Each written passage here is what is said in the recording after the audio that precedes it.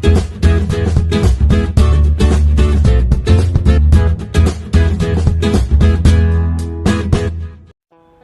Hello good morning friends, welcome back to our channel mom and me talks and it's me Sandhya. ఎలా ఉన్నారండి అందరూ? నేనైతే సూపర్గా ఉన్నాను అండ్ మీరు అందరూ కూడా సూపర్ సేవి ఊపర్ ఉండాలని కోరుకుంటున్నాను. మా బెడ్రూమ్లో ఏసీ చేంజ్ చేసినప్పుడు దాని పొజిషన్ అది మారడం వల్ల అక్కడ పెయింట్ కొంచెం అంత మిస్ప్లేస్ అవ్వడము అండ్ అలాగే ఆ వాల్ని మేక్ ఓవర్ చేయాలని చాలా రోజుల నుంచి అనుకుంటూ ఉన్నాను కదండి.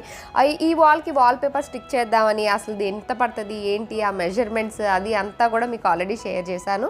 సో రైట్ నౌ ఈ వాల్ అయితే ఇప్పుడు ఇలా ఉందండి. ఇది ఈ కొమ్మ లాంటిది ఉన్నది ఒక స్టిక్కర్ అనమాట. అది కూడా ఎప్పుడో చాలా ఇయర్స్ బ్యాక్ నేను స్టిక్ చేశాను. సో అది ప్రస్తుతానికైతే అలా ఉంది. కొన్ని బటర్ఫ్లైస్ నేను ఇంకొంచెం పేపర్తో చేసినవి యాడ్ ఆన్ చేశాను అనమాట ఇదివరకు. సో అవి కూడా అలాగే ఉన్నాయి. ఇప్పుడు ఇవన్నీ తీసేసి ఈ వాల్కి వాల్ పేపర్ స్టిక్ చేయబోతున్నాము. ఫస్ట్ అయితే వాల్నంతా మంచిగా డస్టింగ్ చేసేసానండి. ఏదైనా డస్ట్ ఉంటే అంత ఈజీగా స్టిక్ అవ్వదనమాట. అండ్ రీసెంట్గానే ఈ ల్యాడర్ కొన్నాం కదా, ఫైనలీ ఇవాళ యూజ్ చేస్తున్నాము. ఆల్రెడీ చిన్న చిన్న వాటికి యూజ్ చేసాం కానీ ఈరోజు ఫుల్ ఫ్లెడ్జ్డ్గా యూజ్ చేయబోతున్నాం అనమాట. అండ్ నాకు ఈరోజు హెల్ప్ చేయడానికి సాకేత్ సమిత్ కూడా ఉన్నారు. వాళ్ళు ఆడుకోవడానికి కూడా కిందికి వెళ్ళకుండా ఈరోజు ఈ పని ఫినిష్ చేద్దాం మమ్మీని చెప్పి వాళ్ళు నాకు హెల్ప్ చేస్తున్నారు. సో ముందైతే డస్టింగ్ క్లీనింగ్ అంతా అయిపోయిన తర్వాత ఆల్రెడీ స్టిక్ చేసి ఉన్న ఈ స్టిక్కర్ని తీసేయడానికి చూస్తున్నాం అనమాట. బట్ ఆ స్టిక్కర్ చాలా చాలా స్ట్రాంగ్గా స్టిక్ అయిపోయినట్టుంది. అసలు ఎంత తీసినా సరే అసలు పీల్ ఆఫ్ అవ్వట్లేదు, కొంచెం కూడా వాల్ నుంచి రావట్లేదు అనమాట.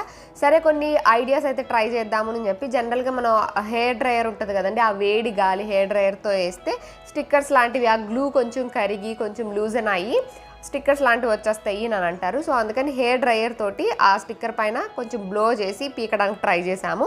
బట్ అది కూడా వర్కౌట్ కాలేదు.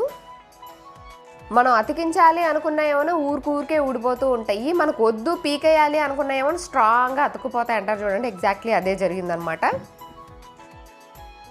సో హెయిర్ డ్రయర్తో తీస్తే కొంచెం వచ్చినాయి కానీ మనం ఎక్కడైతే తీసేస్తున్నామో అక్కడ పెయింట్ కూడా వచ్చేస్తూ ఉందండి, ఇలాగ చూసారు కదా. సో వద్దులే ఆ స్టిక్కర్ ఎందుకు తీయడము అని ముందుగా వాల్పేపర్ పెట్టి చూశాను, దాన్ని ఏమన్నా కనిపిస్తుందా బ్యాక్ నుంచి అని. కనిపించట్లేదు అని అనుకున్న తర్వాత ఇంకా దాన్ని ఆ స్టిక్కర్ ఉంచేసే వాల్పేపర్ స్టిక్ చేయడానికి రెడీ అయిపోయామన్నమాట. అండ్ మేము సెలెక్ట్ చేసుకున్న వాల్పేపర్ అయితే ఇదండి, వైట్ అండ్ గోల్డ్ కలర్లో ఇలాగా కొంచెం జామెట్రిక్ షేప్స్ లాగా వచ్చింది. మొత్తం అంతా ఇదే ప్యాటర్న్ ఉంటుందన్నమాట వాల్పేపర్ అంతా కూడా. ఆల్రెడీ మెజర్ చేసుకొని ఎన్నైతే వాల్పేపర్స్ పడతాయో అన్నీ మనం ఒకేసారి ఆర్డర్ చేసుకోవడం మంచిది. ఎందుకు అంటే ఫస్ట్ టైం వచ్చినప్పుడు ఒకలాంటి క్వాలిటీ వస్తే మళ్ళీ సేమ్ అదే మళ్ళీ ఆర్డర్ పెట్టినా కొంచెం క్వాలిటీ కానీ షేడ్ కానీ డిఫరెన్స్ వచ్చే ఛాన్స్ అయితే చాలా ఉంటుందండి. ఆల్రెడీ ఎక్స్పీరియన్స్తో చెప్తున్నాము. సో అందుకనే మొత్తం ఎన్ని పడతాయి అన్నది ముందే మెజర్ చేసేసుకొని 4 వాల్పేపర్స్ అయితే పడతాయి నన్ను. ఇవి 4 ఆర్డర్ చేసుకున్నాను. ఇది ఒక్కొక్కటి 45 సెంటీమీటర్స్ విడ్త్ ఉంది అండ్ పొడవు 5 మీటర్స్ ఉంది ఒక్కొక్క రోల్. సో నేను 4 మీటర్స్ ఆర్డర్ చేశాను, మొత్తం 20 మీటర్స్ అనమాట. అన్నీ కూడా పట్టవు, 3.5 దాకా వచ్చింది. బట్ హాఫ్ మనకి రోల్ దొరకదు కాబట్టి ఎందుకైనా మంచిది అని 4 రోల్స్ ఆర్డర్ చేశాను. నార్మల్గా ప్లెయిన్గా ఉన్నప్పుడు వాల్ పైన అంతా స్టిక్ చేసుకుంటూ వెళ్ళిపోవడం ఈజీగానే ఉంటుంది, కానీ ఎక్కడైతే మనకి స్విచ్ బోర్డ్స్ కానివ్వండి లేకపోతే కర్టన్ రాడ్స్ ఇట్లాంటివి ఏమన్నా వచ్చినప్పుడే కొంచెం టైం టేకింగ్ అవుద్ది అనమాట. సో స్విచ్ బోర్డ్ దగ్గర ఎలా స్టిక్ చేసుకోవచ్చు అన్నది క్లియర్గా చూపిస్తాను ఈ వీడియోలో. జస్ట్ మనకి ఇక్కడ స్విచ్ బోర్డ్ ఉంది ఆల్రెడీ, మీరు స్టార్టింగ్ చూసినట్లయితే. ముందు వాల్ పేపర్ మనకి ఒకదానికొకటి మధ్యలో గ్యాప్ రాకుండా కరెక్ట్గా స్టిక్ చేసుకోవాలి.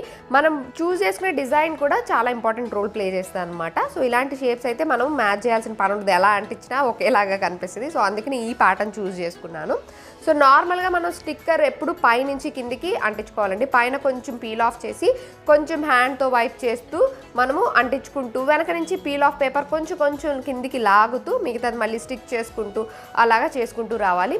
బేసిక్గా ఇక్కడ నాకు వాల్ అంతా ఆల్మోస్ట్ ఫ్లాట్గానే ఉంది, ఎక్కడ వాల్ అయితే డ్యామేజ్ అయ్యి లేదు కాబట్టి ఈజీగానే పేస్టింగ్ అయిపోయింది. కరెక్ట్గా ఇక్కడ స్విచ్ బోర్డ్ దాకా వచ్చిన తర్వాత స్విచ్ బోర్డ్ ఎక్కడైతే ఉందో అక్కడ నైఫ్ తీసుకోవాలండి. నైఫ్ తీసుకొని మనం ఇలాగ టచ్ చేస్తే మనకు తెలుస్తుంది కదా స్విచ్ బోర్డ్ ఎక్కడుంది అన్నది.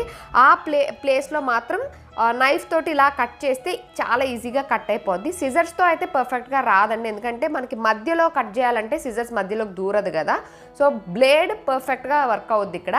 సో ఆ బ్లేడ్ తోటి కరెక్ట్గా ఆ స్క్వేర్ వరకు అక్కడ కట్ చేసుకొని మిగతాది మళ్ళీ పీల్ ఆఫ్ చేసుకుంటూ స్టిక్ చేసుకోవడమే.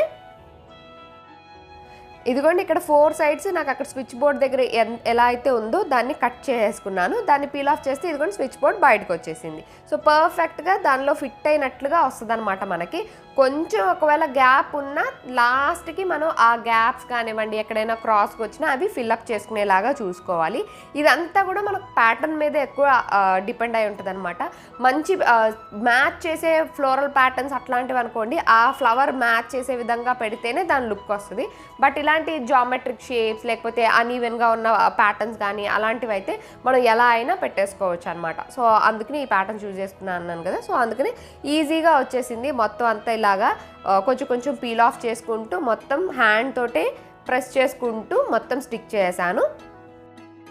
సో ఆల్మోస్ట్ ఒక సైడ్ అంతా కూడా పర్ఫెక్ట్గా ఫిక్స్ అయిపోయిందండి స్విచ్ బోర్డ్తో సహా. ఇప్పుడు ఇంకొక సైడ్ వచ్చేసి ఇక్కడ కూడా సేమ్ అలాగే వాల్పేపర్ స్టిక్ చేసుకుంటూ వెళ్తున్నాను. అండ్ ఈ వాల్పేపర్ నేను లింక్ డిస్క్రిప్షన్లో ఇచ్చేస్తానులేండి. నేను ఇంతకుముందు యూజ్ చేసిన వాల్పేపర్ కన్నా కూడా కొంచెం థిక్నెస్ మంచిగా ఉంది అని అనిపించింది. ఇంతకుముందు వాల్ పిన్ అనుకుంటా అది యూజ్ చేశాను, అది చాలా పల్చగా ఉంది పేపర్. బట్ ఇది దాంతో కంపేర్ చేస్తే కొంచెం థిక్గా ఉంది. అలానే మరీ థిక్గా లేదండి, కొంచెం థిక్గా ఉందన్నమాట. అండ్ ఇది ఒక్కొక్క షీట్ 250 రూపీస్ పడింది. సో నేను 4 వాల్పేపర్స్ ఆర్డర్ చేశాను కదండి, 5 మీటర్స్ లెంత్ ఉన్నవి. అందుకని నాకు 1000 రూపీస్ పడింది అనమాట. స్ట్రెయిట్గా పెట్టేయడం చాలా ఈజీగా ఉంటుంది, కానీ ఇలా కర్టెన్ రాడ్ క్లాంప్స్ ఉన్నాయి కానివ్వండి, ప్లగ్ పాయింట్స్ కానీ విండో దగ్గర కానీ పెట్టేటప్పుడు కొంచెం టైం పడుతుంటుందండి. అండ్ అలాగే మనకి అక్కడ కొంచెం ఎయిర్ బబుల్స్ వచ్చే ఛాన్స్ ఉంటుంది. సో అక్కడ కొంచెం టైం తీసుకొని మెల్లగా కేర్ఫుల్గా అంటిస్తూ ఉండాలి. అండ్ అలాగే ఈ వాల్పేపర్ కట్ చేయడానికి ఖచ్చితంగా బ్లేడే యూస్ చేయండి. షార్ప్ బ్లేడ్ యూస్ చేస్తే మంచిగా కట్ అవుద్ది అనమాట పర్ఫెక్ట్గా. సో ఇక్కడ కింద అంతా ఫినిష్ అయిపోయింది కాబట్టి నెక్స్ట్ పై నుంచి పెట్టుకుంటూ వస్తున్నాను. పైన ఏంటంటే మాకు ఫాల్ సీలింగ్ ఉండదు. సో అందుకని పై నుంచి మొత్తం వాల్పేపర్ ఒకటే ప్యాటర్న్లో ఉంటే బాగుంటుంది కదా అని అనిపించింది. అండ్ మధ్యలో ఇలా కట్ కూడా ఉంది కదా, ఆ కట్ కింద కూడా నేను మొత్తం వాల్పేపర్ స్టిక్ చేశాను. అండ్ అటు సైడ్ అయిపోయిన తర్వాత మళ్ళీ అదర్ సైడ్ కూడా వచ్చి సేమ్ అలాగే స్టిక్ చేసుకుంటూ వెళ్ళిపోయాను అనమాట. మధ్యలో సైడ్కి చూస్తున్నాను ఏంటి నేను అనుకోకుండా అక్కడ ల్యాప్టాప్లో నేను మూవీ పెట్టుకున్నాను. అక్కడ అది మోగుతూ ఉంది, నా పని నేను చేసుకుంటూ ఉన్నాను అనమాట. మరీ సైలెంట్గా పని చేసుకోవాలంటే ఎక్కువ టైం పట్టేసినట్టు అనిపిస్తుంది. అదే మూవీ చూసుకుంటూ అనుకోండి, ఆల్రెడీ చూసిన మూవీ, కొత్త మూవీ కాదు. కొత్త మూవీ అయితే మూవీ మీద కాన్సన్ట్రేట్ చేయాలి కాబట్టి ఆల్రెడీ చూసిన మూవీనే పెట్టుకొని మధ్యలో అది అలాగా చూసుకుంటూ నా పని నేను చేసుకుంటూ పోయాను. సో ఇప్పటి వరకు ఈజీ పార్ట్ అంతా అయిపోయిందండి. Now comes the difficult part. ఇది ఎందుకు అంటే ఆ ఏసీ పైన అంటించాలన్నమాట నేను. అండ్ ఏసీ పైన అక్కడ మాకు ఆల్రెడీ బెడ్ ఉంది. మా బెడ్ చాలా హెవీగా ఉంటుంది. దాన్ని అంతా జరిపి అక్కడ ల్యాడర్ వేసుకోవడం కన్నా పరుపుని హాఫ్ వరకు జరిపేసి బెడ్ కింద చెక్క ఉంటుంది కదా, దానిపైన స్టూల్ వేసుకొని పైకి ఎక్కి అంటిద్దాము అని అనుకున్నాను. ఏసీ పక్కకి అటుపక్కకి ఇటుపక్కకి అందుతుంది, కానీ ఏసీ పైన ఉంటుంది చూడండి, కరెక్ట్గా ఏసీ పైన అక్కడికి అంత రీచబుల్గా లేదనమాట. మనకి చెయ్యంతా అంటితేనే వాల్పేపర్ ఫ్లాట్గా వస్తుంది. అంటే మనం రుద్దుతాం కదా వాల్పేపర్ పైన, దాన్ని టచ్ చేసుకుంటూ సాఫ్ట్గా అయ్యేలాగా, ఎయిర్ బబుల్స్ అన్నీ పోయి స్టిక్ అయ్యేలాగా చెయ్యంతా మొత్తం అరచేయంతా ఆనాలంటే ఏసీ పైన ఆనట్లేదు నాకు. సో ఆ పార్ట్ అయితే మా వారు చేస్తారులేనని ఏసీకి అటు ఇటు మాత్రం వాల్పేపర్ నేను స్టిక్ చేశాను. ఇక్కడ కూడా ఏంటంటే ఏసీ పైన అడ్డంగా ఉంది, ఏసీ పక్కన తక్కువ ప్లేస్ ఉంది. సో మనం ఎల్ షేప్లో ఆర్ 7 షేప్లో వాల్పేపర్ని కట్ చేసుకోవాలి. జస్ట్ అందాజాగా మెజర్ చేసేసుకున్నాను. నేను టేప్లు అవన్నీ ఏం మెజర్ చేయలేదండి. ఊరికే ఇలా వాల్పేపర్ పెట్టి ఇక్కడ వరకు అని చూసుకుంటే సరిపోతుంది కదా. కొంచెం ఓవర్లాప్ అయినా పర్వాలేదు, కానీ గ్యాప్ రాకుండా చూసుకోవాలి. సో అలా చూసుకుంటూ అందాజాగా దాన్ని అలాగా ఎల్ షేప్లో కట్ చేసుకొని మొత్తం స్టిక్ చేసుకుంటూ వచ్చాయన్నమాట. మనం వాల్ పైన స్టిక్ చేసుకుంటూ కట్ చేయాలంటే బ్లేడ్ యూస్ చేయాలి. అండ్ అలాగే ఇలాగ ఆల్రెడీ మెజర్ చేసుకొని అక్కడ వరకు కావాలి అన్నది కట్ చేసుకోవడానికేమో సిజర్స్ యూస్ చేయాలండి. ఇక్కడ మనం మెజర్ చేసుకున్నప్పుడు బ్లేడ్తో కట్ చేస్తే అంత స్ట్రైట్గా రాదు. వాల్కి స్టిక్ చేసినప్పుడు ఏంటంటే ఇప్పుడు విండో పైన అనుకోండి, విండో పైకి రాగానే అక్కడ బ్లేడ్తో మనకు ఒక బేస్ ఉంటుంది కదా కింద టచ్ అవుతూ, సో దానిపై నుంచి ఈజీగా బ్లేడ్తో కట్ చేయొచ్చు అనమాట. సో ఇక్కడ నేను అలాగే కట్ చేసుకొని మొత్తం స్టిక్ చేస్తూ ఉన్నాను. నేను ఈ వాల్పేపర్స్ అన్నీ అమెజాన్లోనే ఆర్డర్ చేశానండి. అక్కడ ఇంకా చాలా ఆప్షన్స్ ఉన్నాయన్నమాట. ఇంకా మన టేస్ట్కి నచ్చినట్లు మనం ఎక్కడ పేస్ట్ చేయాలనుకుంటున్నామో అనేవన్నీ మనం చూసుకొని క్యాల్కులేట్ చేసుకొని దాన్ని బట్టి మనం ఆర్డర్ చేసుకోవచ్చు. ఇంకా తక్కువలో కూడా వాల్పేపర్స్ ఉన్నాయి, అలాగే ఇంకా ఎక్కువలో కూడా ఉన్నాయన్నమాట ప్రైజెస్. సో నేనైతే ఇది నాకు బాగానే అనిపించింది. ఎందుకంటే మా కబోర్డ్స్ ఇవన్నీ కూడా మాకు mostly beach and cream colour and chocolate colour ఇలాంటి కాంబినేషనే. మా బెడ్ కూడా చాక్లెట్ కలర్ కాంబినేషన్ కదా, so this time I wanted a light colour one. And అలాగే గోల్డ్ కాంబినేషన్ ఉంటే ఆబ్వియస్లీ బెడ్రూమ్కి మంచి లుక్ వస్తుందని అనిపించింది. మా వారికి కూడా ఈ ప్యాటర్న్ నచ్చింది, సో అందుకనే ఇది సెలెక్ట్ చేసుకున్నాను.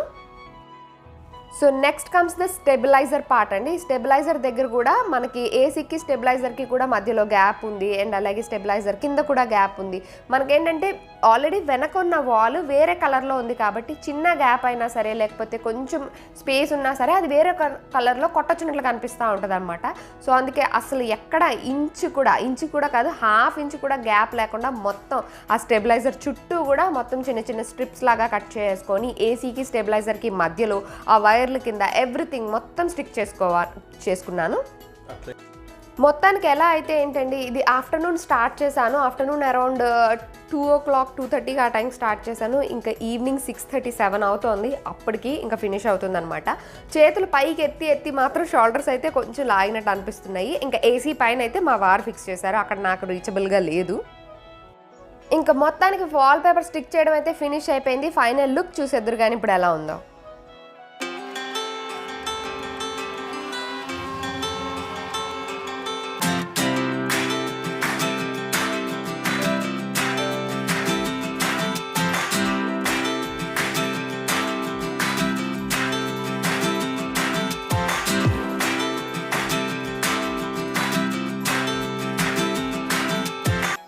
సో వాల్ పేపర్ స్టిక్ చేసిన తర్వాత లుక్ అయితే ఇలా ఉందండి. ఇప్పటివరకు చూసి పాతది అలవాటు అయిపోయింది కదా, సో ఒక న్యూ లుక్ అలాగే ఒక ఫ్రెష్ ఫీల్ అనిపిస్తుంది బెడ్రూమ్లో. ఇంకా బెడ్రూమ్ మేక్ ఓవర్ ప్లాన్స్ ఉన్నాయండి, అవి కూడా నేను తొందరలోనే షేర్ చేస్తాను. So that's it for today friends. See you all in another video. Bye.